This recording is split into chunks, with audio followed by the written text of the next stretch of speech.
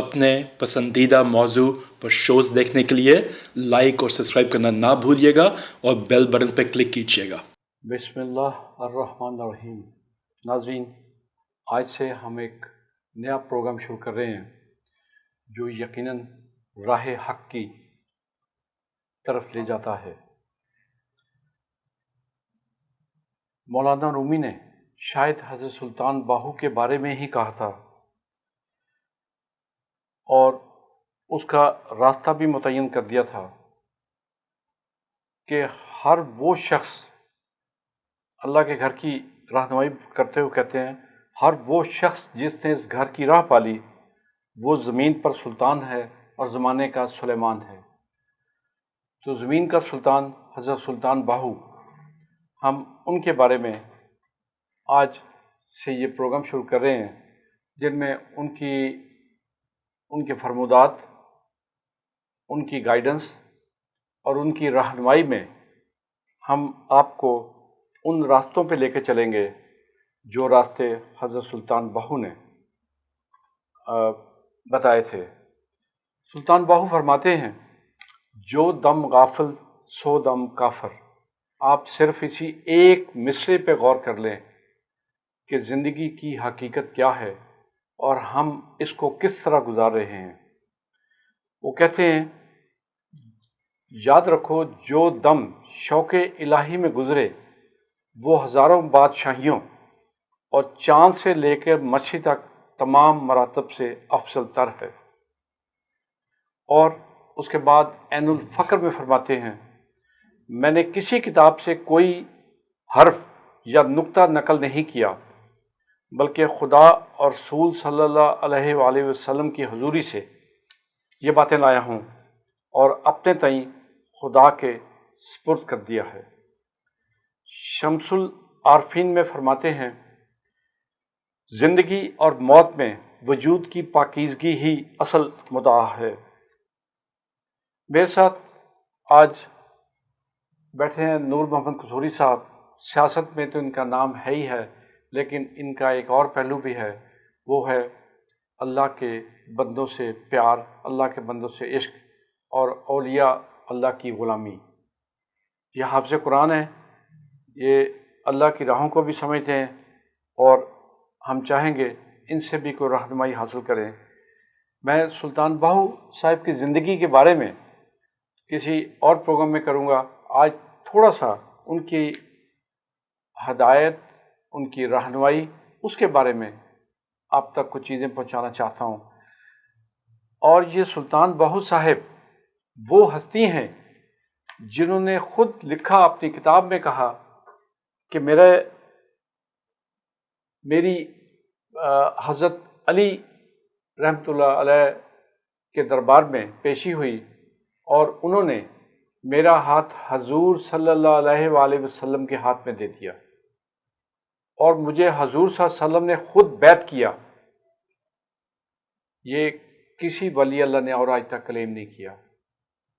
اور اس کے بعد انہوں نے فرمایا کہ اس کے بعد حضور صلی اللہ علیہ وسلم نے مجھے حضرت غوث پاک، جنہیں قطب دوراں، شمس العارفین، پتہ نہیں ان کے کیا کیا خطابات ہیں، ہم تو ان کی خاک پاک کے بھی برابر نہیں، وہاں تک انہوں نے پہنچا دیا۔ اور پھر یہ وہی سلطان باہو تھے جنہوں نے پھر اس مرشد سے عشق کرتے ہوئے فرمایا تھا،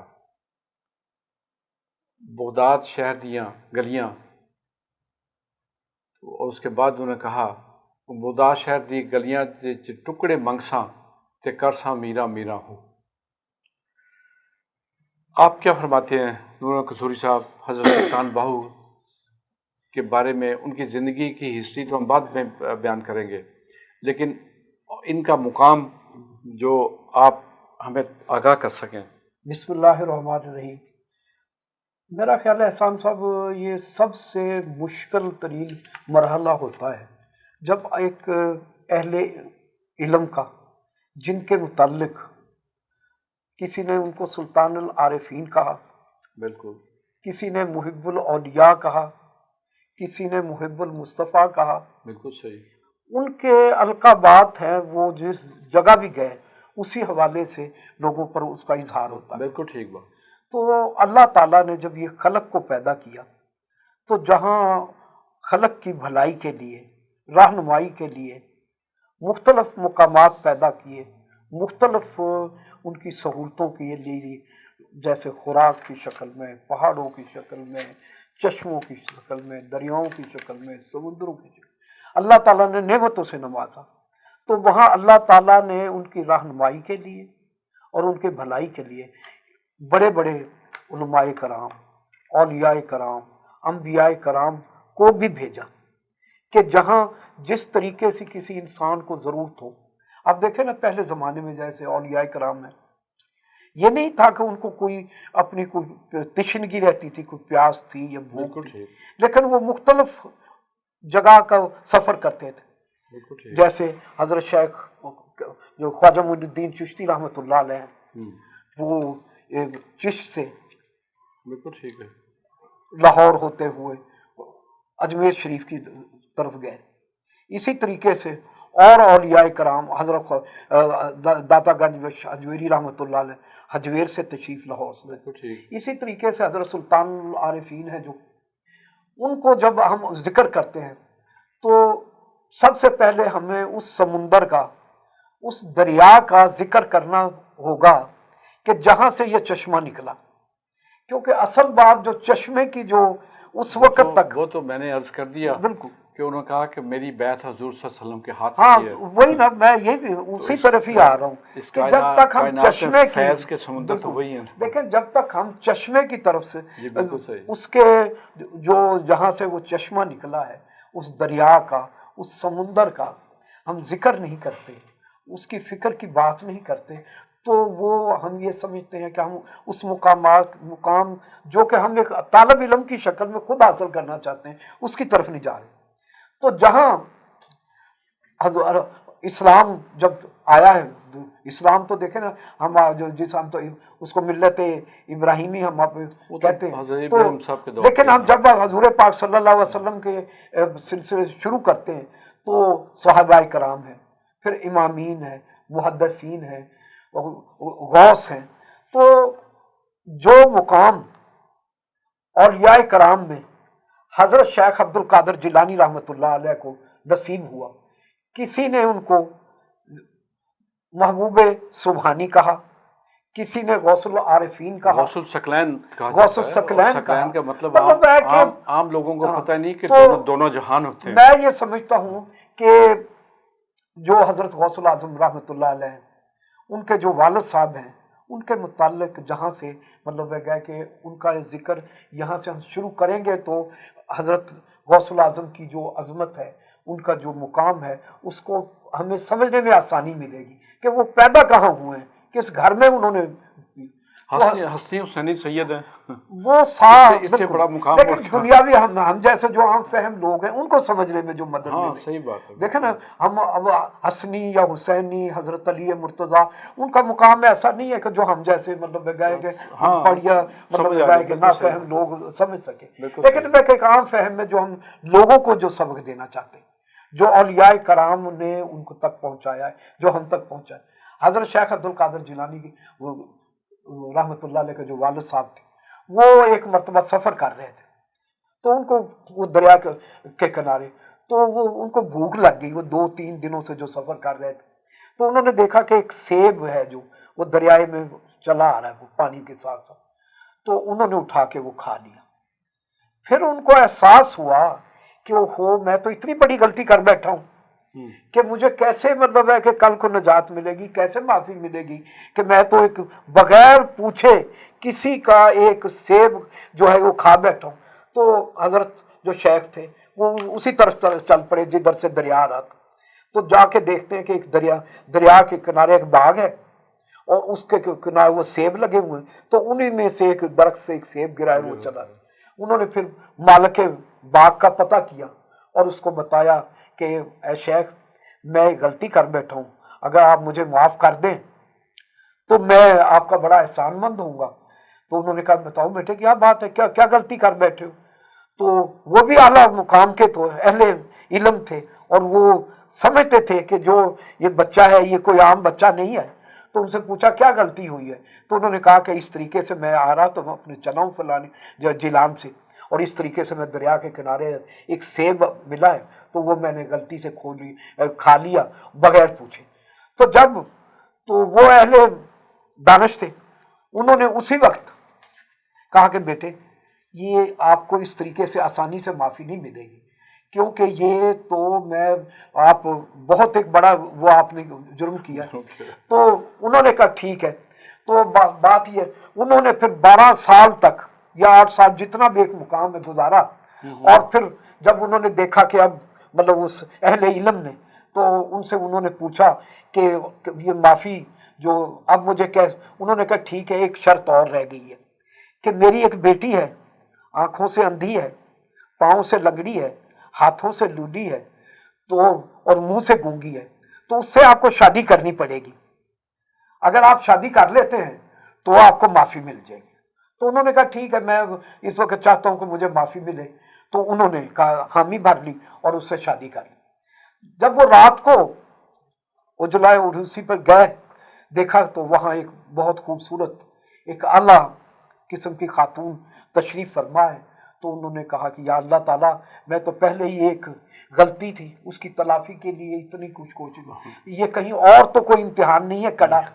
تو وہ وہاں خاموشی سے بیٹھ گئے، اور وہ جب جانے لگے تو وہ مطلب ہے کہ محترمہ جو خاتون تھی، اہلیہ تھی جو حضرت شیخ کی، انہوں نے کہا کہ آپ بتائیں کیا بات ہے، کس چیز کی وجہ سے آپ خاموش ہیں؟ تو انہوں نے اپنا مدعا بیان کیا۔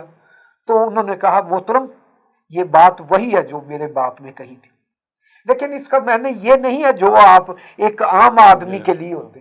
اس نے کہا گونگی سے مطلب یہ ہے کہ میرے منہ سے کبھی کوئی ایسا بے معنی لفظ نہیں نکلا جس سے کسی کی دل آزاری ہو۔ یہ جو میرے پاؤں ہیں کہیں برائی کی طرف نہیں گئے، یہ میرے ہاتھ ہیں انہوں نے کسی پر ظلم نہیں کیا، میری آنکھیں ہیں انہوں نے نامحرم شخص کو نہیں دیکھا۔ یہ ہے ساری اس کی۔ تو دیکھیں یہ تھی دیانت داری۔ بالکل صحیح۔ ایک طرف یہ دیانت ہے اور یہ حرمت ہے ایک خاتون کی، تو وہاں حضرت شیخ عبد القادر جیلانی جیسے شخصیت پیدا ہوں گی، اور پھر جب ان کا آگے فیوز برکات ہوں گے تو حضرت سلطان العارفین، حضرت سلطان باہو جیسی شخصیت، سلطان باہو جیسا مرید ہو تو پھر تو کہہ سکتے ہیں کہ یہ دریا سے پھر ایسے ہی چشمے نکلیں گے۔ تو پھر جو آگے انہوں نے حضرت سلطان العارفین، حضرت سلطان باہو رحمۃ اللہ علیہ نے اپنی جو تعلیمات ہیں ان کو آگے بڑھایا، یہاں لوگوں کی رہنمائی کی۔ قصوری صاحب، آپ کو علم ہے کہ یوٹیوب میں وقت کم ہوتا ہے، اب انشاءاللہ یہ سلسلہ ہم نے شروع کیا ہے۔ بس میں 1 منٹ میں اور صرف اللہ سے آخری دعا ہے کہ یہ ہم اولیاء کے بارے میں خاص طور پہ حضرت سلطان باہو اور باقی جو مقامات اعلیٰ پہ فائز ہیں جیسے حضور دادا گنج بخش ہیں، اور ان کے علاوہ بھی ہند کی زمین تو بھری پڑی ہے اللہ کے بندوں سے، تو میں ان کے بارے میں ہم پروگرام جاری رکھیں گے۔ اب میں یہاں جو ان کا ایک فرمان ہے جامع الاسرار میں، وہ ذرا یہاں دہرانا چاہوں گا۔ ایک تو شمس العارفین کا ایک فقرہ ہے، واضح رہے کہ زندگی اور موت میں وجود کی پاکیزگی ہی اصل مدعا ہے۔ اس کے بعد وہ جامع الاسرار میں فرماتے ہیں، جب تک سالک کی ہستی کا ستارہ مغرب میں نہ جا چھپے تب تک بقائے ابدی کا آفتاب فیض ازلی کے مطلع سے نہیں نکلتا، اور فکر کی صبح جس سے زوال کی تاریکی زائل ہوتی ہے ظاہر نہیں ہوتی۔ اگر ظاہر ہو جائے تو اس سے بہت کچھ فائدہ ہوتا ہے۔ جب غیب کے شواہد ملک الموت جیسی رات کی صورت میں نمودار ہوتے ہیں اور جو بے صورت ہوتے ہیں ظاہر ہو جاتے ہیں، تو شہود وحدت کی صبح افق حقیقت سے نمودار ہوتی ہے۔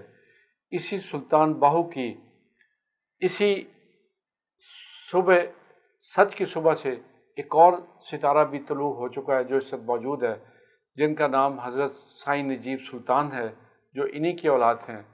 ہم ایک علیحدہ پروگرام ان پہ بھی آپ کی خدمت میں پیش کریں گے۔ تو ناظرین، آپ کچھ کہنا چاہ رہے تھے؟ تو میں یہ کہہ رہا تھا کہ جو ان کو مقام ملا حضرت سلطان العارفین حضرت سلطان باہو کو، اور جب وہ اس مقام پہ پہنچے تو انہوں نے اہل علم کے لیے اور اہل دانش کے لیے اور رہنمائی کے لیے اور بھائی کے بھلائی کے لیے کہا کہ 6,000 کتاباں پڑھیاں پر ظالم نفس نہ مردہ ہوں. ماشاء اللہ، صحیح. 6,000 کتاباں پڑھیاں پر ظالم نفس نہ مردہ ہوں. بعض فقیراں کسے نہ ماریا، اے ظالم اے نفس اندردہ ہوں. اب ناظرین چند سیکنڈ میں آپ کو یہ بتاتا چلوں، یہاں تو ہر گلی میں اس طرح کے جعلی پیر، جعلی مرشد اور اپنے آپ کو فقر کی راہ پہ چلنے والے کہلانے موجود ہیں. ہم آپ کو یہ بھی بتائیں گے حضرت سلطان باہو نے پیر اور مرشد کا مقام کیا متعین کیا ہے. اللہ حافظ، بہت شکریہ. خدا حافظ.